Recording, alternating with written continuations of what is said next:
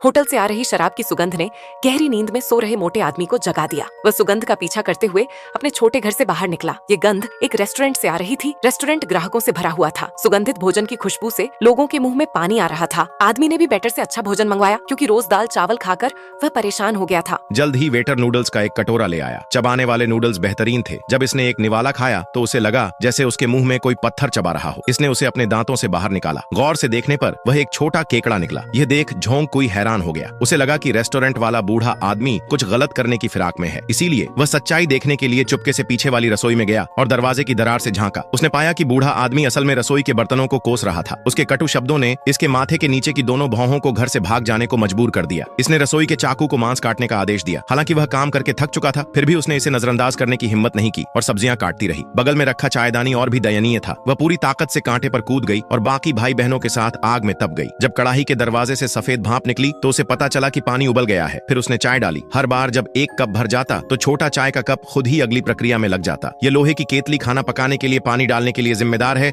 नीचे हरा बर्तन इसे पानी से भरने के लिए जिम्मेदार है। आधे मिनट से भी कम समय में हरे बर्तन की वास्तव में पैर उगाए और उसके चेहरे पर एक क्रूर भाव दिखाई दिया। इसने जल्दी से अपने मुंह से सच्ची आग को छिड़का और खुद को तब तक जलाया जब तक कि बर्तन में पानी उबल नहीं गया। बांस के पैरों वाली खाने की थाली भोजन को ऊपर उठाती और बारी बारी से चिकन को बर्तन में डालती। तभी बूढ़े व्यक्ति ने अपने बड़े हाथ से इशारा किया और कई सूप के चम्मच जल्दी से सामने की तरफ काम करने के लिए पंक्तिबद्ध हो गए। खाने की थाली में स्वादिष्ट व्यंजन ग्राहकों के आनंद के लिए थे। मछली और मांस के पकौड़े और कमल की जड़ के स्लाइस जैसे सभी प्रकार के व्यंजन थे। हालांकि सबसे धीमी गति से चलने वाला एक पुराना मिट्टी का बर्तन था, जो काम करते करते बहुत थक गया और गलती से सुअर के चिकन का बर्तन गिर गया। वेटर किसी कमजोर को काम करने की इजाजत नहीं देता था। उसने बर्तन उठाया, उसकी दया की याचना को नजरअंदाज किया और बेरहमी से उसे कूड़ेदान में फेंक दिया, ताकि उसे अन्य मृत बर्तनों के साथ नष्ट किया जा सके। ये देख आदमी बहुत क्रोधित हुआ। उसने बस आध्यात्मिक ऊर्जा की एक सांस फूंकी और एक पीला ताबीज बूढ़े आदमी की पीठ पर तैर आया। एक तेज बल ने बूढ़े आदमी को सीधे जकड़ लिया और वह इतना डर गया कि उसने तुरंत मेज का पैर पकड़ लिया। सीधे तौर से जिस बर्तन को इसने पहले गुलाम बनाया था,